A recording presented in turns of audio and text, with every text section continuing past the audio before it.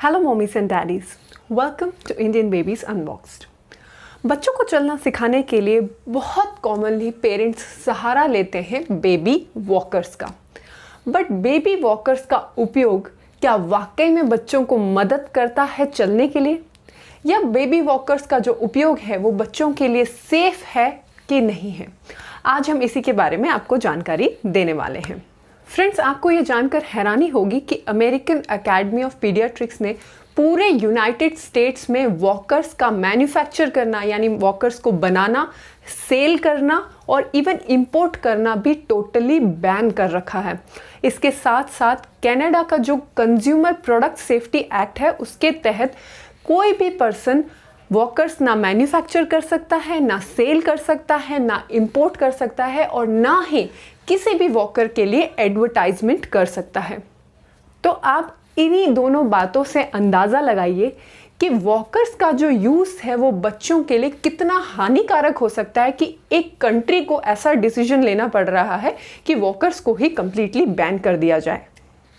6 महीने से लेके 15 महीने के बीच के बच्चों के अंदर जब भी किसी भी तरीके की चोट लगती है या कोई भी दुर्घटना होती है उनके साथ, या फिर उन्हें किसी भी तरीके की इंजरी हो रही है, तो उसमें ये पाया गया कि मोस्ट कॉमनली ऐसी इंजरीज वॉकर्स की वजह से हुई कि जैसे बच्चा वॉकर में था तो उसकी वजह से बच्चा गिर गया, उसकी वजह से उसे चोट लगी। तो ये पाया गया कि वॉकर्स की वजह से बच्चों के अंदर इंजरीज यानी चोट लगने का जो खतरा है वो बहुत ही ज़्यादा हाई है। उसके पीछे का भी रीज़न है दोस्तों। जब भी बच्चा वॉकर के अंदर होता है तो वो 1 सेकेंड के अंदर 3 फीट की जो दूरी है उसको तय कर सकता है, और ऐसे केस में बहुत नेचुरल है कि बॉडी अपना बैलेंस खो देती है। और चूंकि बच्चा फिजिकली इतना रेडी भी नहीं है कि वो अपने आप को बैलेंस कर सके, तो बहुत आसानी से वो अपना बैलेंस खो देता है, जिसकी वजह से वो गिर जाता है, उसे चोट लग जाती है, वॉकर से वो टिप डाउन हो जाता है। या फिर ऐसा भी हो सकता है कि बच्चा किसी भी चीज़ से टकरा सकता है। मान लीजिए वो इतनी स्पीड से मूव कर रहा है कि वो दीवार से जाके टकरा गया, या कोई भी ऑब्जेक्ट रखे हुए रूम के अंदर उससे जाके टकरा गया, या इवन ऐसी भी कंडीशन हो सकती है, मान लीजिए कि आपने कहीं पे अगरबत्ती लगा रखी है, दिया जला रखा है, वहाँ पे वो जाके टकरा गया और वो गर्म चीज़ से उसकी स्किन बर्न हो गई, या बच्चा वॉकर में मूव कर रहा था और एकदम से स्टेयर से गिर पड़ा, या वॉकर ही एकदम पलट गया।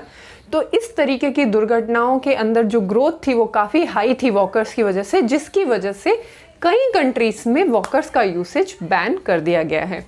चलो, एक बार को ऐसे एक्सीडेंट्स हम फिर भी अवॉइड कर सकते हैं कि हमने अपने सुपरविजन के अंदर एक्टिविटी कराई या बिल्कुल बच्चे के साथ हम खड़े रहें। लेकिन यहाँ मैं आपको बता दूँ कि वॉकर की वजह से बच्चे की वॉकिंग के अंदर किसी भी तरीके का डेवलपमेंट नहीं होता है। वॉकर की वजह से कोई बेनिफिट बच्चे को नहीं मिलता है। In fact American academy of paediatrics का ये कहना है कि अगर बच्चा वॉकर का इस्तेमाल करता है तो वॉकिंग और भी डिले हो जाती है, बच्चा देर से चलता है। एक बच्चे का चलना शुरू होने के लिए बहुत इंपॉर्टेंट है कि उसकी बॉडी फिजिकली रेडी हो। उसके लिए बच्चे की बॉडी अपने आप को स्टेजेस में प्रिपेयर करती है। सबसे पहले बच्चा किसी भी चीज़ को पकड़ के खड़ा होना शुरू करता है, फिर धीरे धीरे वो उस ऑब्जेक्ट को पकड़ पकड़ के चलना शुरू करता है, और उसके बाद में वो धीरे धीरे अपने आप को इंडिपेंडेंटली सपोर्ट करना शुरू करता है और इंडिपेंडेंटली खड़ा होना शुरू करता है, और उसके बाद में वो चलना स्टार्ट करता है। तो जब तक बच्चे की बॉडी फिजिकली रेडी नहीं होती है, और उससे पहले जब हम वॉकर का यूज़ करते हैं बच्चों के साथ, तो नॉर्मल वॉकिंग का जो पैटर्न है और जो वॉकिंग का डेवलपमेंटल स्टेज है उसको हम खत्म कर देते हैं। अब देखिए, जब बच्चा वॉक करता है तो वो पंजों का सहारा लेता है, हील का सहारा लेता है, और बीच की जितनी भी मसल्स हैं उनका सहारा लेता है।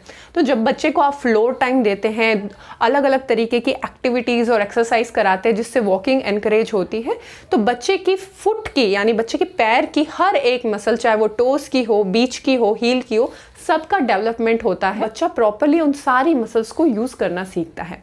ऑन द कॉन्ट्रेरी, जब आप वॉकर का इस्तेमाल करते हैं तो बच्चा सिर्फ पंजों का इस्तेमाल करता है वॉकर के अंदर वॉक करने के लिए, और सिर्फ उसकी जो पंजों की मसल है, जो टोस की मसल है, उसी का ही डेवलपमेंट हो पाता है, उसी को वो यूज़ करना सीख पाता है, जिसकी वजह से बच्चे की जो वॉक करने की एबिलिटी है उसमें डिले हो जाता है। इसलिए इसलिए ना सिर्फ वॉकर के यूसेज से अलग अलग तरीके की दुर्घटनाओं या बच्चे के चोट लगने का जो खतरा है वो बढ़ जाता है, बल्कि बच्चे की वॉकिंग का जो डेवलपमेंट है उसमें भी डिले हो जाता है और बच्चा हर एक मसल को प्रॉपरली यूज करना नहीं सीख पाता है।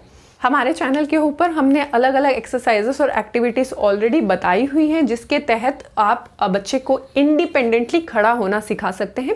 जल्दी हम एक ऐसा वीडियो लेके आएंगे जिसके अंदर अलग एक्सरसाइजेस और एक्टिविटीज़ होंगी जिससे आप बच्चों को वॉक करने के लिए हेल्प कर सकते हैं। इसके अलावा अगर आप वॉकर का यूज़ करना ही चाहते हैं तो आप एक्टिविटी वॉकर्स का इस्तेमाल करें। एक्टिविटी वॉकर्स के अंदर इस तरीके की प्रॉब्लम नहीं होती है कि बच्चा अपने पैरों की मसल्स को यूज़ करना नहीं सीख पा रहा है, बट उसके अंदर भी आपको ये सावधानी लेनी है कि एक दिन के अंदर आप 15 मिनट से ज़्यादा एक्टिविटी वॉकर का इस्तेमाल नहीं करें, पहली बात। और दूसरी बात, हमेशा अपनी सुपरविजन के अंदर ही बच्चे को एक्टिविटी वॉकर को यूज़ करने दें।